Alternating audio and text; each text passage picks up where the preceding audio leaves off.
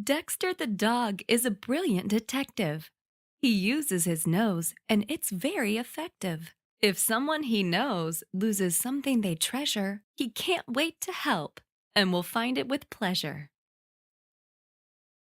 It's a bright, sunny morning as Dexter awakes. He's been dreaming of choco drops and cheesy cupcakes.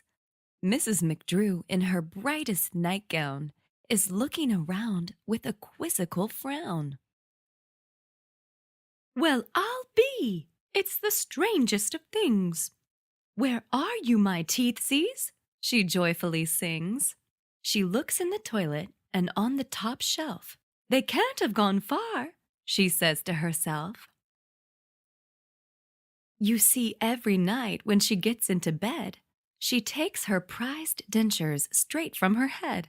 Overnight, in a clean glass of water they sit. The next day, back into her bare gums they fit.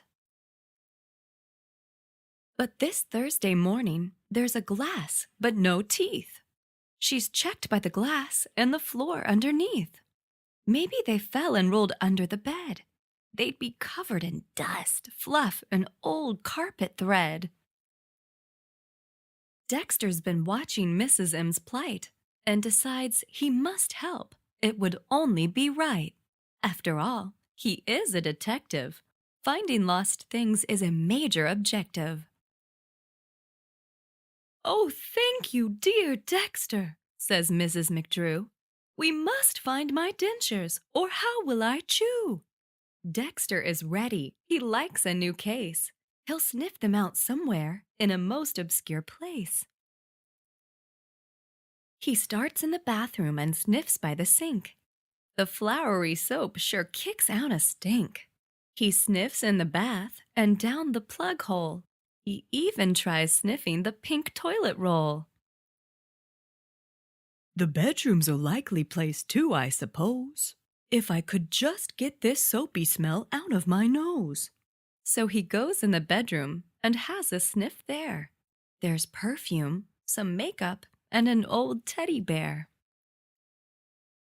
The denture's still missing. He goes down the stairs. He sniffs in a flower pot and under the chairs. Behind the chintz curtains and lace window net, maybe the kitchen would be his best bet. Well, the kitchen smells yummy, like plum jam and toast. There's the aroma of biscuits and a scrummy pot roast. We'll have a nice breakfast, says Mrs. McDrew, just as soon as my teeth are put back in to chew. Now where's little Puss? She must be up early. She must have gone out. Where are you, my girlie? Mrs. McDrew gets a saucer of milk and puts on her slippers with ribbons of silk. I'll put Puss's milk out here on the grass. She's bound to see it if she happens to pass. Then we can ask her, has she seen my teeth? Or does she know a pearly-toothed denture-set thief? Dexter decides to continue the search. He goes in the garden and sniffs by the birch. Squirrel Hazel calls, "Morning," with a wide yawn. It's early for you, Dex, to be out on the lawn. Oh, hello there, Hazel, he says with a grin. Have you seen little Puss yet? She's usually in. Mrs. M has a problem. She can't find her dentures, and Puss might have seen them while on her adventures. Oh, gosh and goodness, Hazel stifles a snigger. She'll have to eat soup. It'll be good for her figure. Well, thanks then, says Dex. I think that was useful, though I'm no further forward than before, to be truthful.